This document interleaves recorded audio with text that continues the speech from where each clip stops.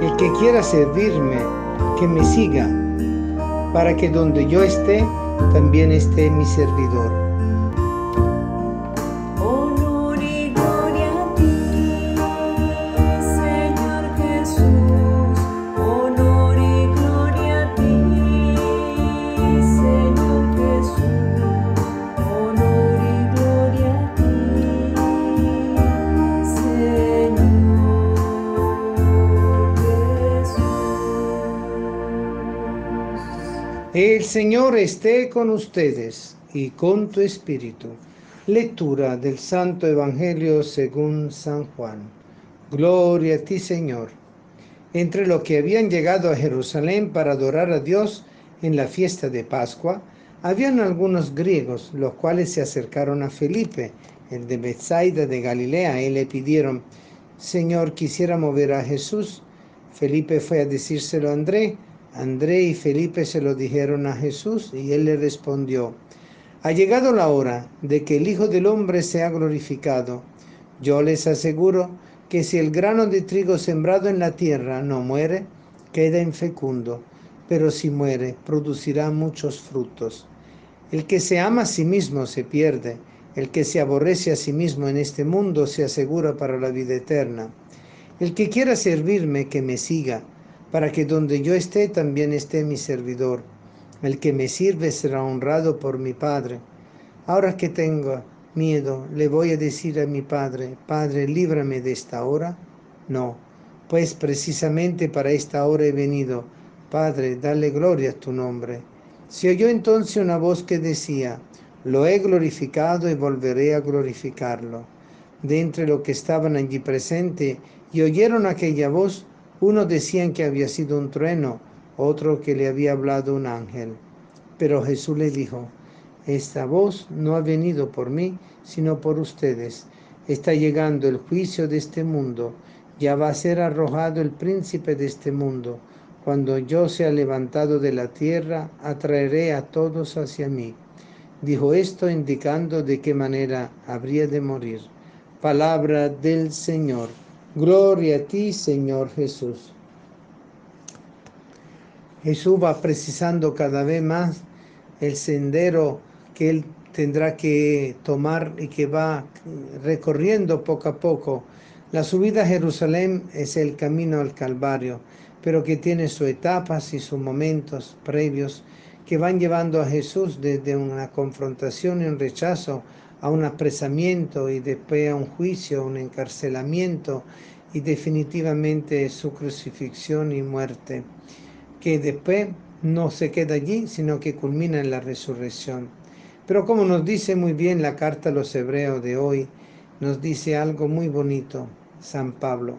Durante su vida mortal, Cristo ofreció oración y súplicas con fuertes voces y lágrimas a aquel que podía librarlo de la muerte, y fue escuchado por su piedad. A pesar de que era el Hijo, aprendió a obedecer padeciendo. Llegando a su perfección, se convirtió en la causa de la salvación eterna para todos los que lo obedecen. Queridos hermanos, nosotros no podemos dejar de seguir al Señor, porque Él, en el momento de su hora definitiva, nos convoca a todos para que nosotros vayamos junto con Él, caminando ese punto paso a paso para poder comprender el significado de la gloria de Dios que se realizan en la plena humillación del Hijo del Hombre y que después viene a ser glorificado por el mismo Padre. Por eso, cuando nosotros escuchamos que el Señor nos dice algo tan importante, el que busca de servirse a sí mismo, de honrarse a sí mismo y amarse a sí mismo se pierde, pero el que se aborrece a sí mismo en este mundo se asegura la vida eterna.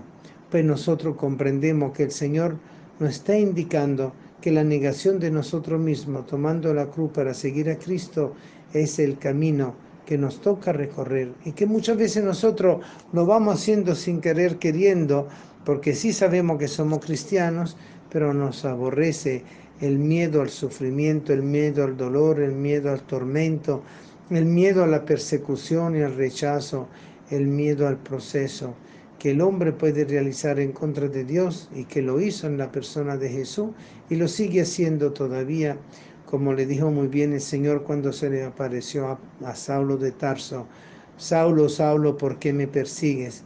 Saulo no estaba persiguiendo en sí la persona de Jesús, sino a los discípulos del Señor. Porque todo discípulo del Señor lleva la presencia del Señor. Todo bautizado lleva la presencia del Señor. Todo cristiano, todo católico lleva la presencia del Señor. Nosotros no podemos negar nuestra pertenencia al misterio del cuerpo místico del Señor. Y si nosotros hemos venido a servir al Señor, nosotros no podemos dejar de servirle en la hora de la prueba, en la hora de la angustia, en la hora de la dificultad, en la hora del dolor. Muchas veces se nos acusa a nosotros de que acudimos a Dios solamente cuando tenemos problemas. Es cierto, muchos tienen esa actitud bastante a la ligera y superficial, pero no comprenden que el llamado que el Señor nos hace es ir profundizando y así penetrar y compenetrarnos en el misterio del madero de la cruz, como la sangre de Cristo penetró y tocó no solo superficialmente el madero de la cruz, sino que lo empapó. Una sangre bendita que empapó una cruz bendita, una cruz que se transformó más que en un lecho de dolor, en lo que fue después la escalera del cielo, por lo cual el Señor resucitó y ascendió. Nosotros estamos entonces llamados a vivir esa glorificación del Hijo de Dios en nuestra vida. Sobre todo cuando nosotros buscamos de defender los valores morales cristianos, sobre todo cuando nosotros queremos mantener una manera de ser dentro del mundo que seguramente no va de acorde con la mentalidad del mundo, pero sí busca de estar en sintonía con lo que Dios nos pide en cada momento. Y por eso estamos crucificados con Cristo. Por eso aprendemos a padecer con la paciencia en la humildad de Cristo. Aprendemos a padecer con ese amor silencioso del Señor, que aunque clamó al Padre para alejarlo de esa hora, al mismo tiempo lo asumió con ese hágase en mí según tu voluntad. Que el Señor también aprendió de lo que María le pudo decir, lo que ella le respondió al ángel: hágase en mí según tu palabra. Nosotros estamos llamados entonces a vivir el sí de la cruz, el sí de la resurrección, el sí del sufrimiento, pero no buscándolo, sino simplemente construyendo el reino y padeciendo lo que necesitamos padecer en Cristo, con Cristo y por Cristo. La Pascua es un tiempo para reconciliarnos con nuestra conciencia.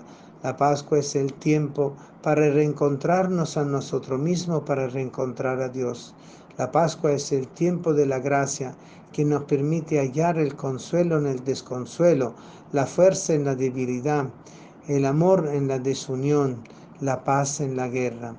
Nosotros justamente cada vez que celebramos la Pascua estamos venciendo al mundo, estamos realizando la plenitud de la acción de Cristo en el mundo.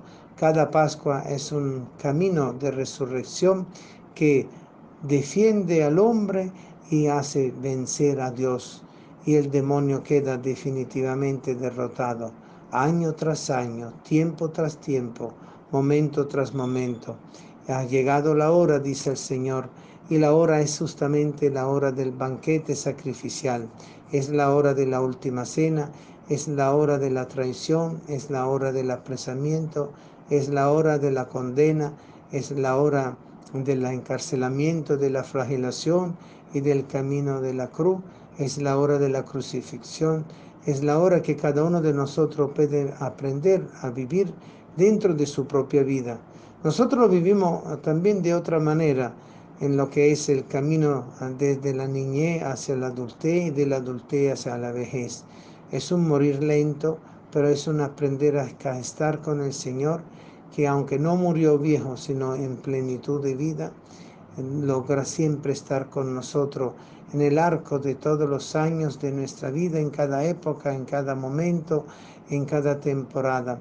Y por eso el Señor es dueño del tiempo, el Señor es el dueño del espacio, el Señor es el dueño de la historia. En la Pascua la historia se reduce a nada y se transforma el hombre, se renueva el hombre y el hombre empieza